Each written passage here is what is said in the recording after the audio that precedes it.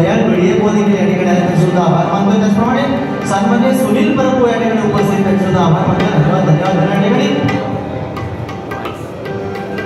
विलंब न लावता या ठिकाणी गजराला मी कोण झाला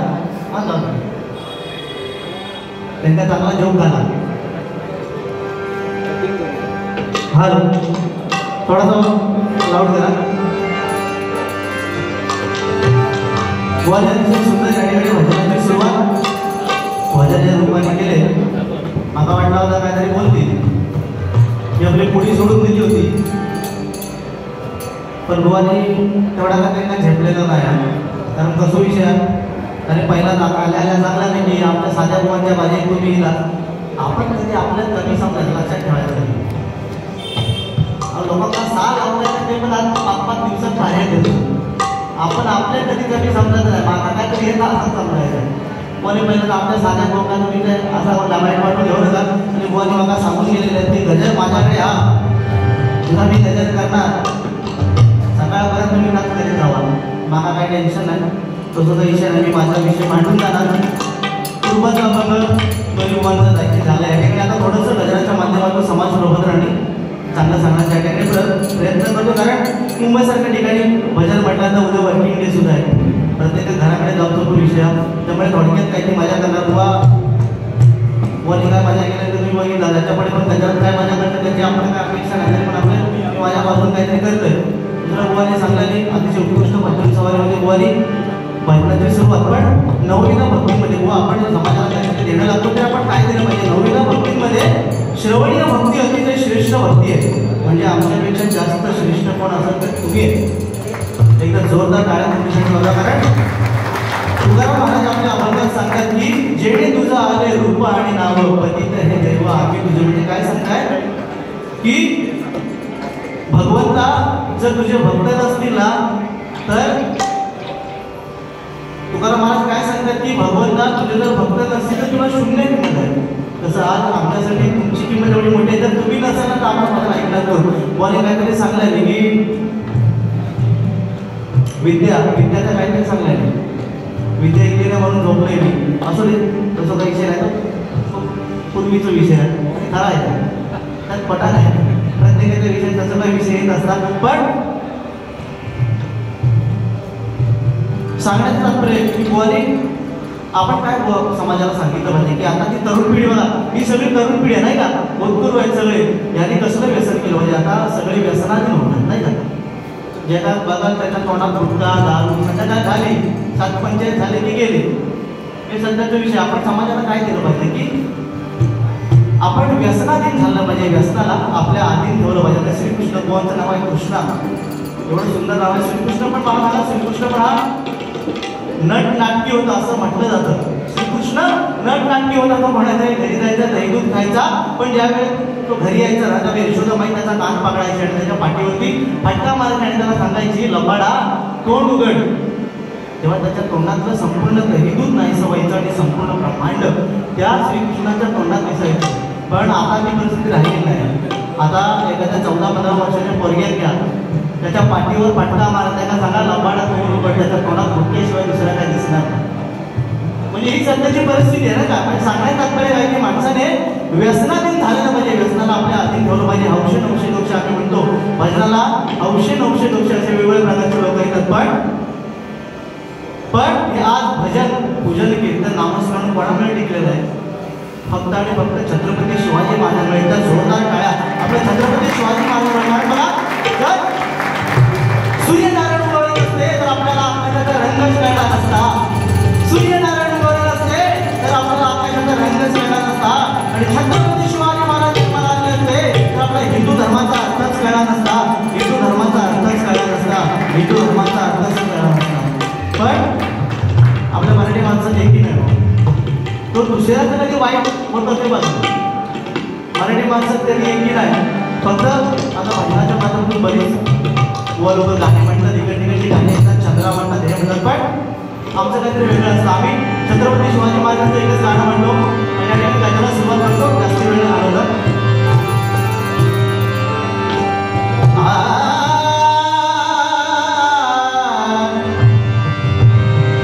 एक जरा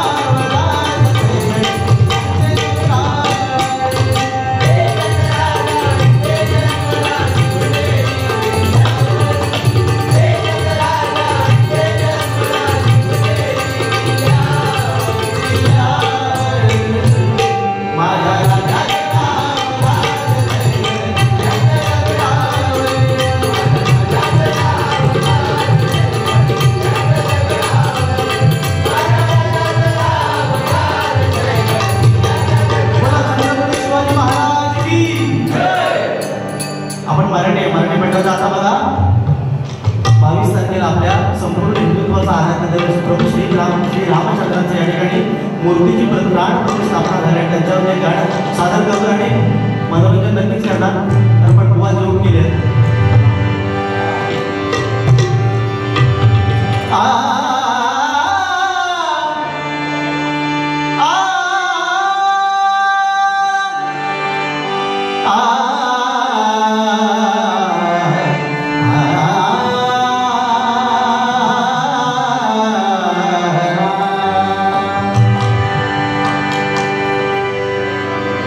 बांगड्याची माळ लिंबावानी डोळ उभी आहे नदीच्या काठाला उभी आहे नदीच्या काठाला लखामा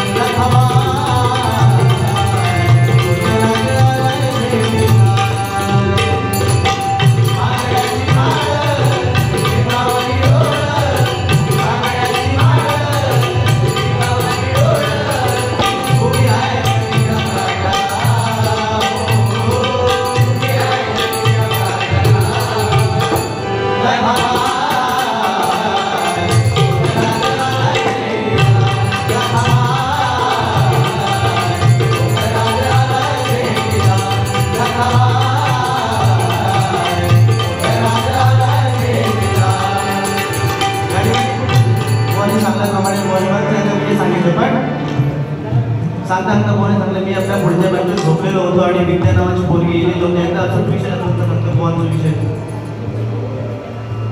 भुवनच्या गावाकडे झाली मोठी चोरी. विषय लक्षात घ्या, एकदम विषय भारी आहे. भुवनच्या गावाकडे झाली चोरी. आता बुवा मुंबईत राहतात. जेव्हा आपल्या गावाला काही कार्यक्रम होता आणि बुवा गावाकडे गेले आणि बुवांच्या गावाकडे झाली चोरी. चोरी झाल्याबरोबर बुवांकर रात्रीचे जेवण झाल्यावरती थोडंसं चालायची सवय आहे. जेवल्यानंतर 5 पावलं आपण जातो ना, अन्न आपलं बसलं पाहिजे. तू आपले मस्तपैकी जेवण घेऊन आले आणि आता जेवण केले त्याचे जेवण मी गेले आणि चालूक सुरुवात केली. बुवांच्या गावात पिसाळलेले चोर आणि पोलिसांची गाडी ही चोरांच्या मागाने बुवांच्या पुढ्यात थांबली.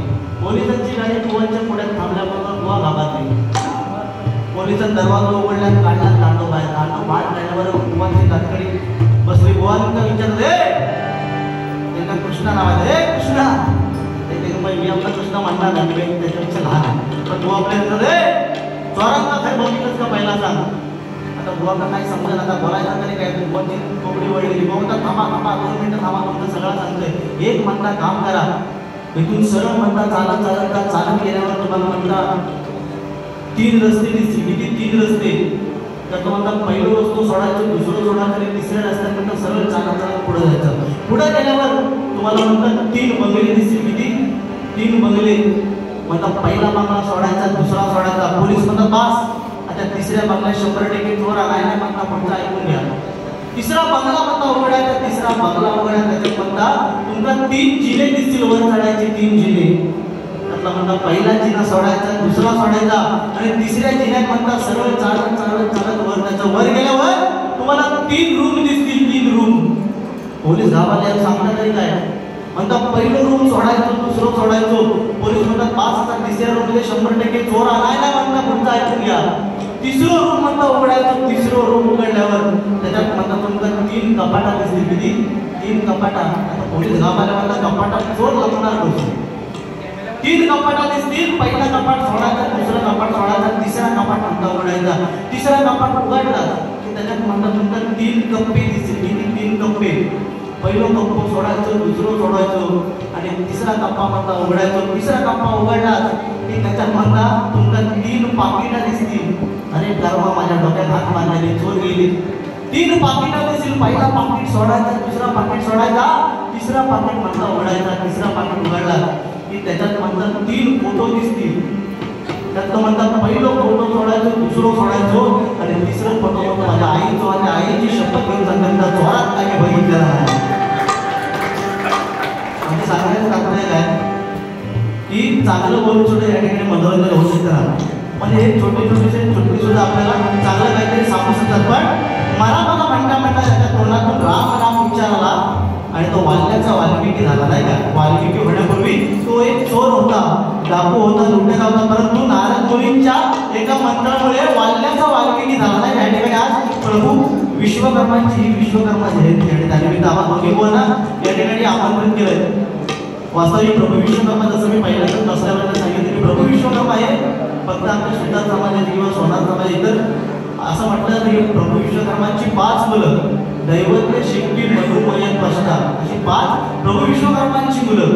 पण ह्या प्रभू 5 विश्वकर्मांची 5 मुलं याचाच फक्त देव नाही, संपूर्ण विश्वाचा हा देव आहे. कारण ब्रह्मा विष्णू म्हणजे जरी आपल्या पृथ्वीचे पालन पोषण करते असले तरी पण त्यांच्याही आधी अग्रस्थानी कोण असते तर प्रभू विश्वकर्मा. म्हणून एकदा जोरदार टाळ्या हवा. मला सांगा रावणाची लंका सोन्याची लंका, रावणाची लंका सोन्याची कुणी बांधून दिली असेल? प्रभू विश्वकर्मांची. श्रीकृष्णाची पाण्यात द्वारका जी आहे, द्वारका तिचं द्वारका नाम का पडलं? ती पाण्यात आहे, तिचा दरवाजा फक्त प्रभू विश्वकर्मांना आणि श्रीकृष्णाला माहिती होता म्हणून त्याचं नाव काय? द्वारका. द्वारका आपण का म्हणतो? कारण त्याचा दरवाजा फक्त प्रभू विश्वकर्मा आणि श्रीकृष्णालाच माहिती होता, बाकी कोणाच माहिती होतं म्हणून त्याचं नाव काय? द्वारका. हळूहळू नक्कीच प्रभू विश्वकर्मांची जयंती सांगण्याचा प्रयत्न करणार आहे.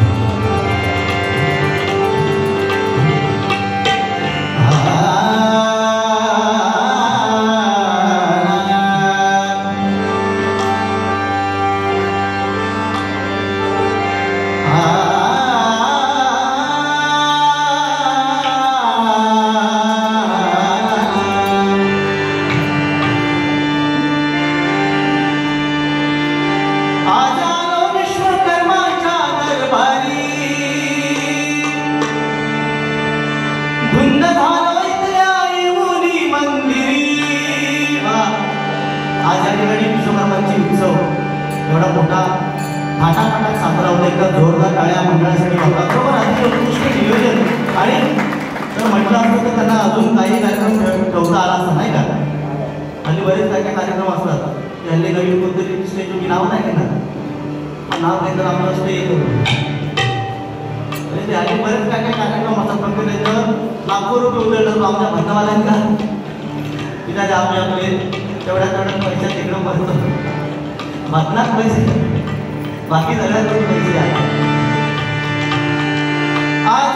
विश्वकर्मांच्या दरबारी धुंद झालो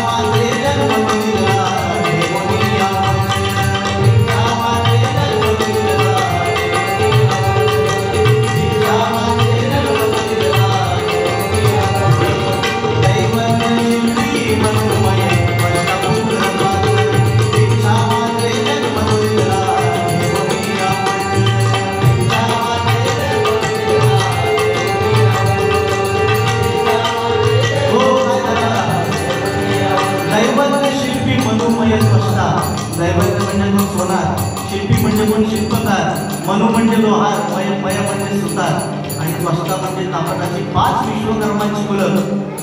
प्रभू विश्वकर्मांची अशी 5 मुलं. या 5 मुलांना प्रभू विश्वकर्मांनी जन्म कसा दिलाय बघा.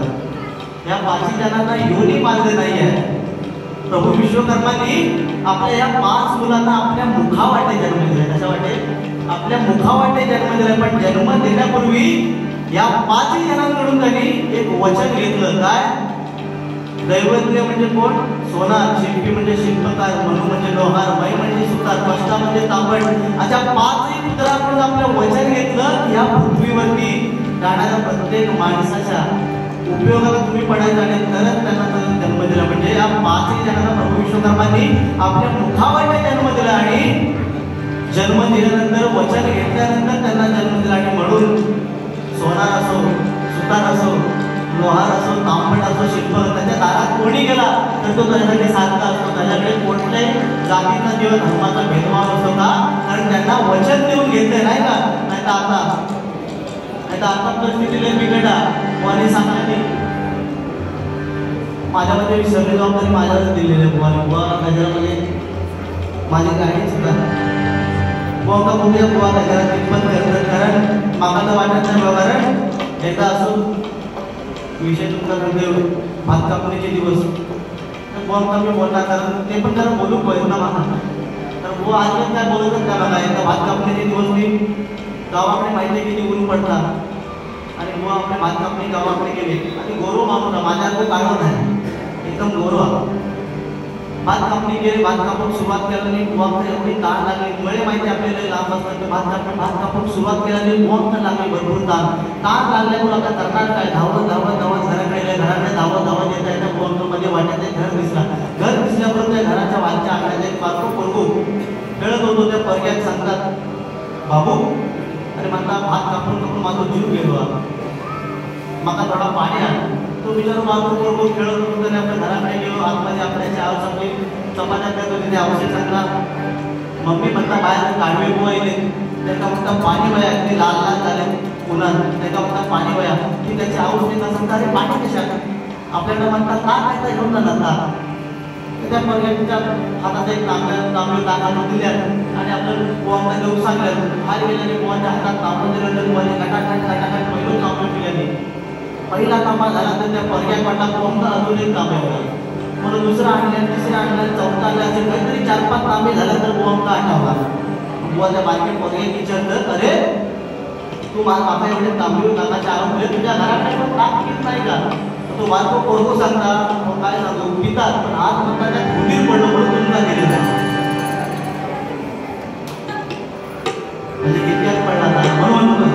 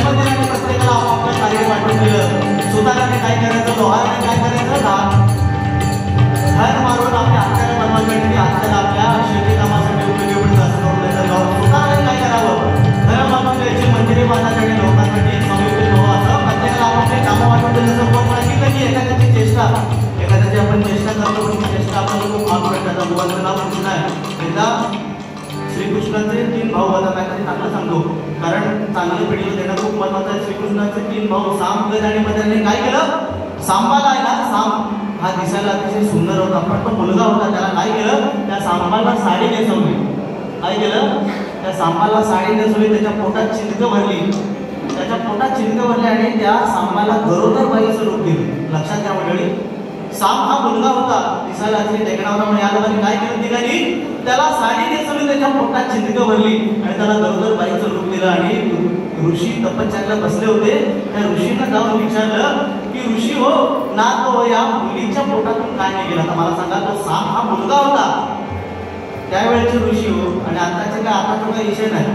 त्यावेळेचे ऋषी हे तपस्वी होते. त्यांनी काय केलं, आपल्या हातात पाणी घेतलं आणि लगेच ओळखलं की हे जे माझे आलेत ना, हे तिघं पण माझी चेष्टा करतायत. काय करतायत? माझी चेष्टा करतायत. आणि काय केलं, एका मुलग्याला साडी नेसवली, त्याच्या पोटात चिंदकं बनले, त्याला गरोदर बाईचं रूप दिलं. आणि काय मला विचारताय की या मुलीच्या पोटातून काय निघेल? तेव्हा त्या ऋषींनी ओळखलं, काय सांगितलं की या मुलीच्या पोटातून जे काय निघेल ते तुमच्या वंशाचा नाश करून टाकेल. काय सांगितलं?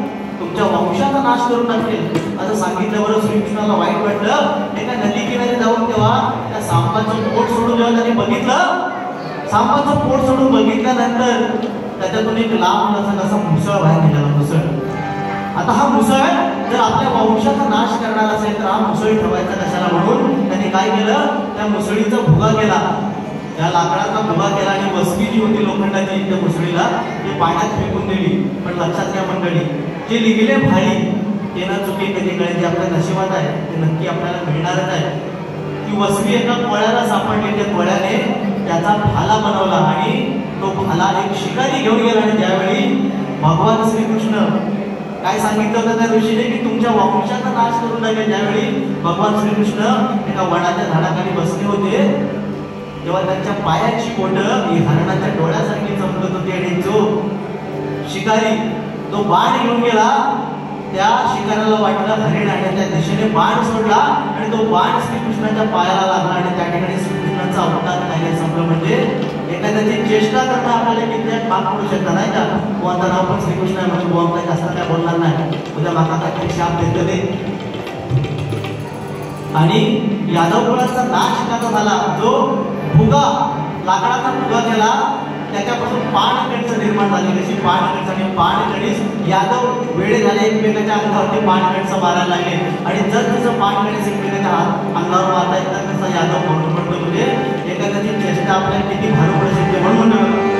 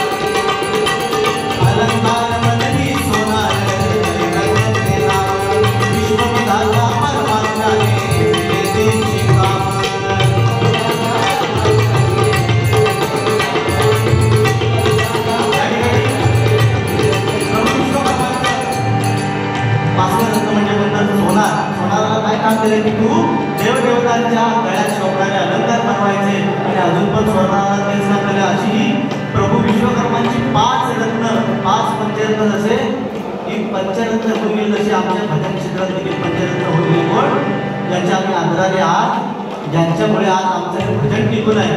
नाहीतर आज आमच्या भजनाचं काय नव्हतं. आम्ही प्रत्येक ठिकाणी सांगतो हल्ली काय झालंय, आम्ही लोकांनी सवय लावलेली आहे. मनोरंजन एवढं करतात की गजर संपलो मध्ये गजर चालू मध्ये जातो पत्ता लागत नाही. पण हल्ली एवढी गाणी भजनात म्हणलेलं पण हे याला भजन म्हणत नाही. भजन म्हणजे काय, आमच्या पंचरसानी म्हणजे कैलासवासी कोकणातलं कदम बुवा आम्ही पेटीवरती बसले, पेटीवर बसायची म्हणजे की हसायची सुरुवात लोकांची. म्हणजे असं नुसतं हात वर गेला की सुरुवात काय म्हणायचे 1 2 3 एक दोन तीन धरून पेची हातात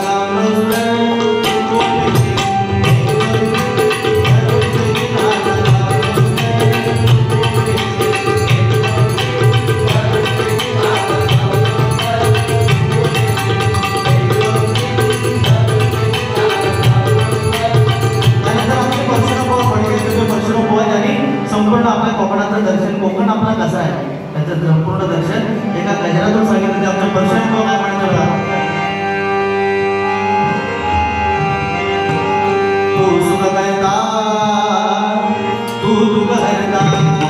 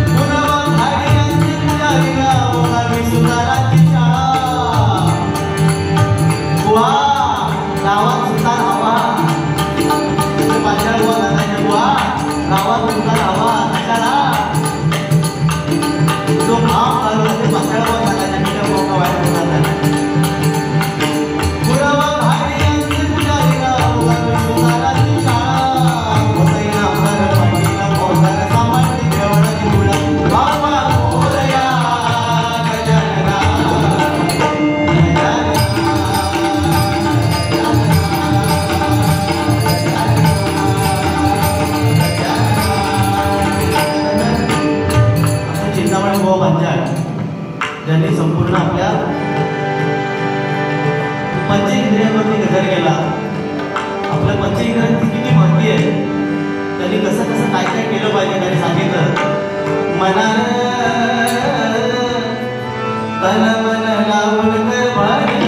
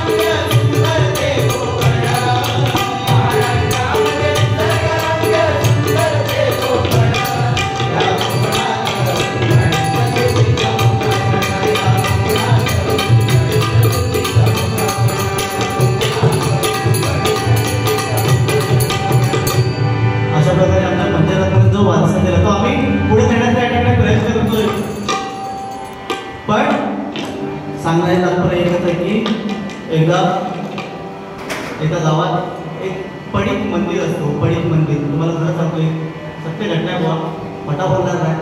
पडीक मंदिर आणि एक दिवस गावात दौंडी पिटली जाते की मंदिराचं दर्शन घेण्यासाठी, देवाचं दर्शन घेण्यासाठी साक्षात राजा त्या मंदिरात येणारा ही बातमी लागल्यावर विचारतो त्या मंदिराचा पुजारी एवढं भामावून जाता, आता मंदिर एकदम पडीक, तिथे भिंती पडलेल्या, दरवाजे सरळ काय त्या विचार काय करता, 20,000 रुपयाचं कर्ज काढता बुवा, 20,000 रुपयाचं कर्ज काढता आणि तो एकदम मंदिराची व्यवस्थित डागडुगी करता, मंदिर व्यवस्थित बांधता का आपला राजा येणार या आशेने विचारतो. मंदिराची डागडुगी करता, व्यवस्थित मंदिर बनवून ठेवता आणि राजा येणार तो दिवस उजाडता.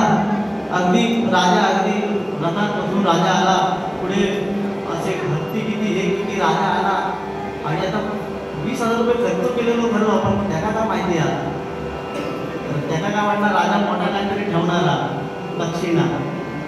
राजा आले, राजाने दर्शन घेतलं, सगळं झाला आणि राजाने काय केल्या, 100 रुपयाच्या देवासमोर ठेवल्या.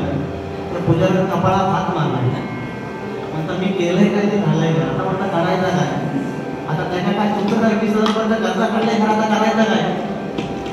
तो पुजारीला हुशार झाले, काय केला, तो 100 रुपये आपल्या मुठीत धरले. मुठीत धरल्याने देवळाच्या बाहेर पडलो. देवळाच्या बाहेर पडण्याची सुरुवात केली अनुभव. राजा देवासाठी दिलेली अशी दक्षिणा आहे, मौल्यवान दक्षिणा आहे. या दक्षिणेचा मी आज लिलाव करणार आहे. लिलाव काय म्हणतात, राजा मौल्यवान अशी दक्षिणा दिला नाही, तर दक्षिणेचा नंतर काय लिलाव करतात, लिलाव. असं ऐकल्याबरोबर एक गावाचं मोठं शेठ त्याच्याजवळ येऊन त्याच्यासाठी मी तुला 25,000 रुपये देतोय, पण राजाने दिली दक्षिणा तू मला दे. नाही म्हणतात, एवढी अमूल्य अशी दक्षिणा 25,000 रुपये विकू जमणार नाही म्हणता. तो चालत चालत दौंडी पिटीत पुढे गेलो, दुसरं एक माणूस भेटलो, तो म्हणता मी 50,000 रुपये देतोय, पण हे राजा काय तो दिल्यानंतर माझ्या हातात दे. नाही म्हणता, ही सगळी बातमी इकडे तिकडे पसरता राजापर्यंत पसरली. राजापर्यंत पसरल्याबरोबर राजा समजून गेलो, आता माझा काय करा नाही, कारण राजालाच माहिती होतं मी काय ते देणार दक्षिणा. राजा समजून गेलो. राजा म्हणता काय पण करा, त्या पुजाऱ्यात धरून आणा. पुजाऱ्यात धरून आणल्याने राजा म्हणता तुला काय माहिती. त्या राजाने त्या पुजाऱ्याला समजून गेलो, माझ्या आता इकडे गावासमोर आला, मी दिले 100 रुपये आणि आता काय करायचं. राजा म्हणून काय केला, राजाने त्याच्या 1.25 लाख रुपये दिल्या. काय 1.25 लाख रुपये दिल्या आणि काय सांगल्या, 1.25 लाख रुपये घे, पण तुझी मूठ काय तोडू म्हणून तिथपासून मंग्या म्हणली घातली म्हणून 1.25 लाखाची. तेव्हापासून काय म्हणला, घातली म्हणून 1.25 लाखाची. म्हणजे राजामुळे फायदा कोणाचं झालो, त्या पुजाऱ्याचं मोठं फायदा झालो नाही का. एकदा ट्रेनमध्ये विषय सुद्धा सांगते बुवा. एकदा आता आपण मुंबईला कामाला, मी सुद्धा कामाला येते, पण विषय असं झालो, माझ्या बाजूच्या ऑफिसमध्ये बुवा शॉर्ट सर्किट झाला आणि ते साहजिक आहे, शॉर्ट सर्किट झाला आणि आग लागली आणि सगळे माणूस त्यातले जेवढे काय एवढे सगळे मरून गेलो, फक्त एकच वाचलं. घरात गेलो, कपाळात हात लावला आणि घरात असं कापत बसलो. बायको पाण्याचा ग्लास द्यायला म्हणता, हो झाला तरी काय, हो झाला तरी काय म्हणता, काय सांगतो तुला, अगं माझ्या ऑफिसमध्ये आग लागली, शॉर्ट सर्किट झाला, सगळे मेले, फक्त मी एकटाच वाचलो. ती बायको म्हणतात तसा काय भाऊ वाचला, म्हणतात तंबाखू फुटायला होता, बाहेर गेला म्हणून. आता तो एवढ्यावर थांबणार आहे, तर तो आपल्या बाईला सांगता, अगं पण एक लक्षात नाही, जेवढे त्या शॉर्ट सर्किटमध्ये गेले ना, त्यांच्या सरकारने म्हणतात 50-50 लाख रुपये दिल्याचा कबूल केला नाही, कपाळात हात मारला. म्हणून म्हणतात तुम्हाला सांगता की वाईट कसं सोडून द्यायचं, म्हणजे कलियुग आहे, कलियुगात माणसात किंमत नाही आहे.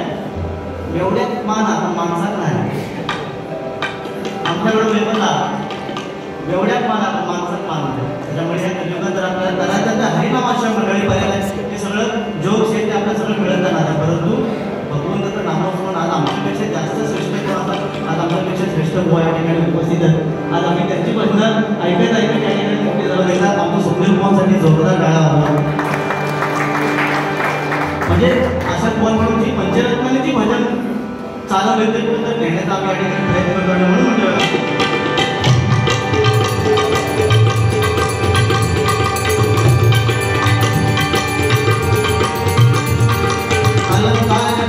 सोना